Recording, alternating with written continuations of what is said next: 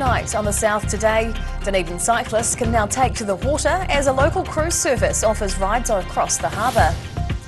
Thousands gathered in Hokitika to put their taste buds to the test against some weird, wacky and wonderful foods. And firefighters show off their skills in Queenstown as they tackle the proclaimed toughest sport done in 2 minutes. Kia ora, good evening. I'm Hannah Wilkins. Dunedin cyclists have a new way of getting their bikes over the water. A local cruise service has expanded its offering and is now transporting riders and their bicycles across Otago Harbour. Bikes on boats crossing Otago Harbour. Port-to-port cruises and wildlife tours have been offering ferry trips and wildlife cruises across Otago Harbour for a while. Now they've begun to merge their water-based venture with the road, embracing cyclists and their bikes. Just looking now to expand a little bit more into taking cyclists across the harbour from Portobello to Port Chalmers or vice versa. McGregor can fit 15 cyclists on her boat and has now brought on a barge built by Kevin Waters to take up to another 20 bikes. It's an add-on to my mooring business and it's something that I'm willing to try and make it work for both of us. Waka Kotahi New Zealand Transport Agency has been working on improvements to make State Highway 88 better for cyclists since 2019, with the new cycleway from Port Chalmers due to open later this year. I do expect that the cyclist numbers will increase, and so we're just getting prepared for that now because the cycleway is not too far being finished and there's been a lot of interest in people wanting to cross over. She says this will give cyclists the chance to take in the beautiful scenery of Otago Harbour while taking a break on the port-to-port ferry. In Dunedin, the South today. Armed police swooped on a Highgate address earlier today, shutting down parts of a street. Plainclothed officers wearing stab-proof vests were seen maintaining cordons at the Highgate and Ann Street intersections with Hereford Street at around 2:30 this afternoon. Police mainly used unmarked cars for the roadblock, with Armed Offenders Squad members investigating an address between Hereford Street and the Fresh Choice Roslyn supermarket. Officers were stood down shortly after 3 p.m. and the road was reopened. Around 10,000 people tested their taste buds and challenged their fears during the 34th Hokitika Wild Foods Festival over the weekend. On the menu was everything from West Coast venison and tar through to more daring dishes like sheep testicles, locusts and larvae. Bugs, animal genitals and moonshine were all on the menu as one of the country's most popular gastronomic events returned to the West Coast. The 2023 Hokitika Wild Food Festival was welcomed back after the first ever hiatus in the event's history due to COVID-19. Thousands of punters from across the country and from overseas were grateful to celebrate its return and keen to challenge their taste buds and their stomachs with the range of wild foods on offer. Fresh and healthy hoo grubs, straight out the logs. Well, we've just sold out of all the jelly shots actually, and they had larvae, which are like baby wasps in them. It's kind of an elixir. The popular Hokitika Festival has a 33-year history, and its unique take on food and drink attracts a number of regulars. These Canterbury monks were among the thousands of wild food fans back for another session. Hello, we are the 8 Marks from Marks Monastery over in Christchurch, Otago. The weirdest thing I've eaten today so far is a hoo-hoo grub. The weirdest thing I want to eat is some horse C-U-M, that's cum. The festival also offers a strong lineup of musical entertainment, so people can enjoy some tunes with their hoo-hoo grubs. So this year we're really lucky. We've got Greg Johnson, we've got Zed, and we've got the iconic music legend that is Sir Dave Dobbin. As well as the eclectic snacks that are the real draw card here, the festival's also become something of a costume competition among attendees, with $1,000 on offer for the best dress at the Feral Fashion Show. Festival goers started their day with a downpour, but is finishing it off with full stomachs and the taste of insect lingering on their tongue. In Hokitika, the South today. A fire alarm prompted a building evacuation in downtown Dunedin this afternoon, briefly blocking vehicle access into Lower Stewart Street. Staff from the Allied Press offices spilled out onto the street around 1:45 p.m. while fire crews cleared the three-storey building. 3 engines attended the call-out, briefly halting traffic on Lower Stewart Street in both directions, while hydrants were accessed along the one-way. Fire crews quickly checked all floors and declared a false alarm, allowing workers to return to their offices and normal traffic to resume just before 2 o'clock.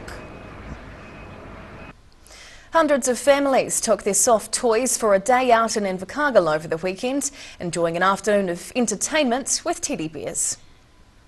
The annual Whānau Awhina Plunket Teddy Bears picnic made its return to Queen's Park after a 2-year hiatus. A Winnie the Pooh mascot wandered around the park, meeting the children's favourite miniature friends. The 2-hour event saw family and friends enjoying a range of fun activities and local entertainment. It's an opportunity for families to be able to get together, just come with their picnics, come with their favourite teddy bears and just have some wonderful family time with friends as well. The good weekend weather meant the picnic was able to be held outdoors, with organisers hoping that it encourages local families to mark the event down in their calendars for next year. In Invercargill, the South Today. Queenstown firefighters put their skills to the test over the weekend, tackling what's described as the toughest sport in 2 minutes. Around 40 firefighters from across Otago and Southland gathered at the Queenstown Primary School on Saturday to battle it out in the Southern Firefighter Challenge. Competitors were faced with a combination of difficult tasks, things that are considered to be the hardest parts of the job. Athletes had to climb up 3 stories, then reel up a 20-kilogram weight attached to a rope, moving on to a couple of simulation tasks, before finally carrying a dummy to the finish line. Firefighter Samuel Stafford Bush claimed the top spot with a time of just under 2 minutes.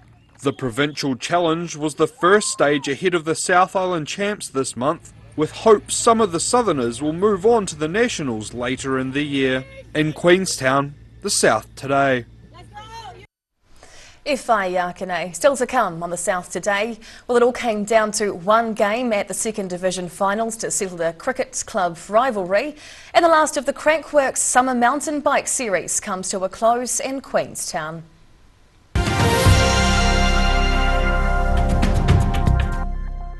All new episodes of Put Some Colour in Your Life are now screening on Channel 39. Take a look at Australian artists and the techniques they use in their studio. Put Some Colour in Your Life. Tuesdays, 7:30. If you're at risk of developing melanoma skin cancer, you owe it to yourself to have a mole map. Mole map is coming to your area. Phone today to make an appointment. It could save your life. Drive away your way with 3 incredible offers on the Honda CR-V Adventure Ready range. Choose from 2.9% finance with 0 deposit, third finance, or lease a new CR-V from just $136 per week. These offers are only available for a limited time, so be in quick. From Honda.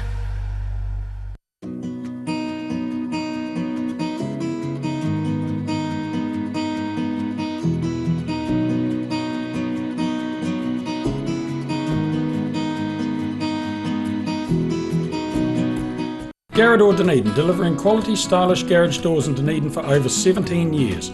New doors, replacement doors and maintenance are all part of Garrador's quality service. Garrador Dunedin offers a full range of modern quality doors to suit any home. Come visit the team.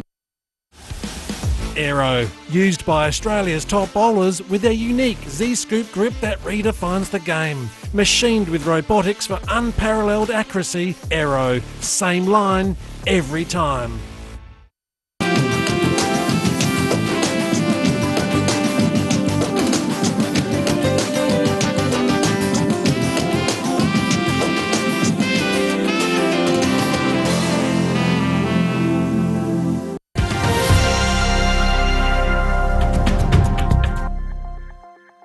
Tinakwe, welcome back. Bats were swinging and balls were flying during the Second Division Southland cricket final in Gore over the weekend. The Albion and Marist cricket clubs battled it out on the pitch with fierce competition between the southern rivals. There were overcast skies over the weekend as the Division 2 Men's Southland Cricket Final was held at Gore's Hamilton Park. The Marist reserves only managed to score 169 runs against Albion Gore's senior men before being dismissed early in the 39th over. Albion then faced an accurate bowling attack from their rivals, which made scoring difficult, as wickets fell at regular intervals. The team struggled to build a partnership, with Albion all out for just 106 runs in the 32nd over. I think the better team won. We did well to fight, but it's just they bowled well, they put the runs on the board. They actually did what we did last week to us. The better team without a doubt. Albion taking some solace from the fact they've largely dominated the local Division 2 competition this season, with both teams proud to qualify for the grand final in Gore, the South today. A Queenstown pump track was full of tight finishes and tough competition over the weekend as the Crankworks Summer Mountain Bike Series came to an end. The series of festivals has travelled around the South Island for a few weeks, giving local up-and-coming riders the chance to take on national and international pros. Queenstown's Kerry Drive pump track was the final stop on the New Zealand tour, which saw mountain bike riders hitting high speeds as they raced around the course. Australia's Harriet Burbage-Smith triumphed over Kiwi Shania Rawson in the women's elite finals after being forced out with food poisoning during the Wanaka event.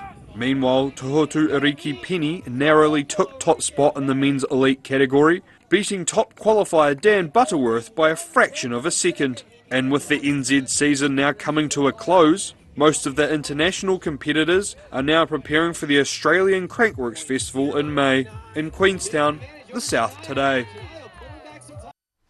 And now recapping tonight's top stories on the South today. Dunedin cyclists can now take to the water as operator Port to Port Cruises offers rides across Otago Harbour. The 34th Hokitika Wild Foods Festival attracted a big crowd with a rugged menu not for the faint of heart. And Otago Southland firefighters have tested their skills in Queenstown, competing in a tough combination of the hardest parts of the job. And now we'll look at what's happening in tomorrow's ODT, and we welcome the Associate Editor, Mike Houlihan. Mike, how are you doing this evening? What are you going to share with us? Well, our main story tomorrow is yet another controversy about the new Dunedin hospital. In this case, it's the organisation which represents laboratory technicians.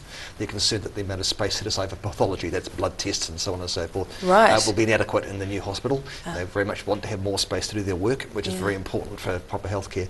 We've also got stories about sightings of wallabies in the hills near Dunedin. They're an invasive pest we don't want to see in this part of the world.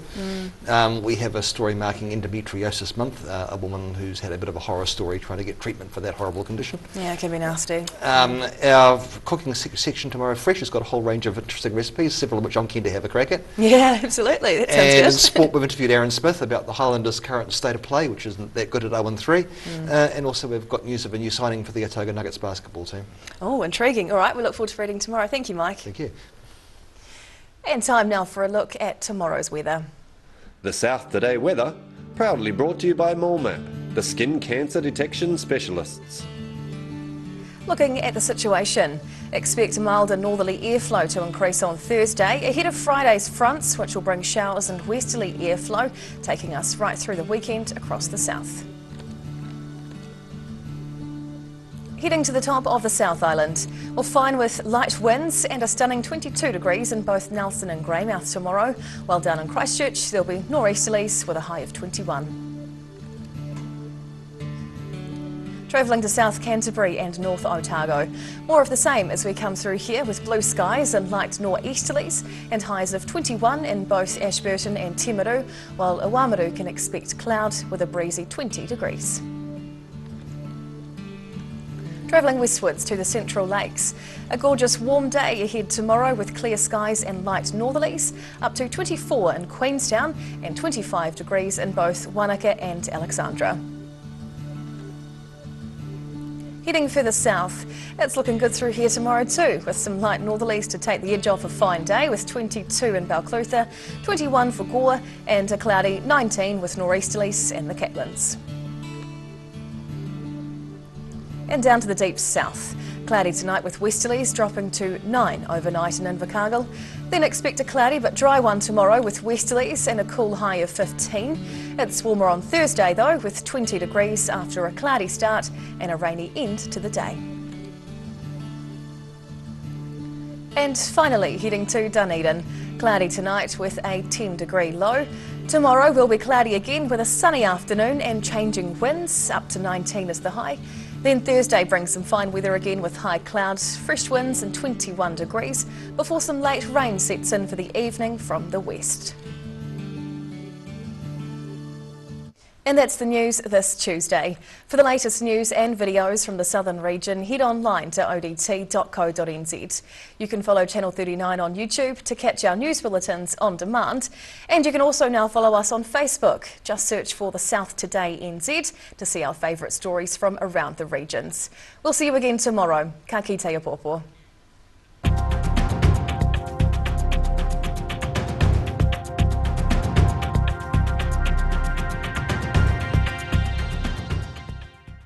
Public interest journalism funded through New Zealand On Air. Drive away your way with 3 incredible offers on the Honda CR-V Adventure Ready range. Choose from 2.9% finance with 0 deposit, third finance, or lease a new CR-V from just $136 per week. These offers are only available for a limited time, so be in quick. From Honda.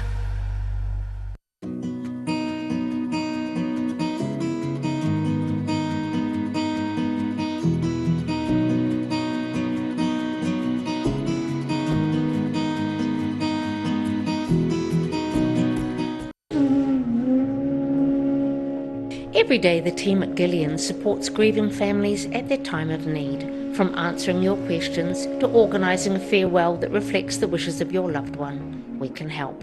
Call Gillian's today.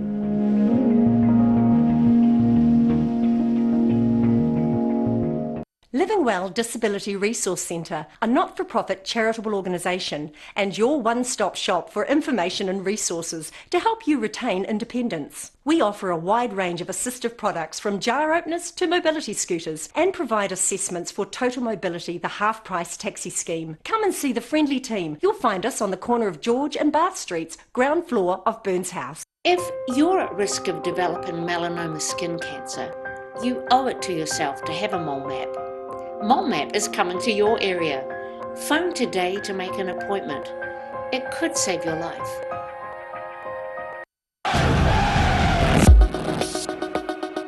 Passion, drama, competition, rivalry, marketing, numbers, atmosphere, power, fight, attack, intuition, love, hate, money, cash, millionaires, fans, and fans. Oh boy.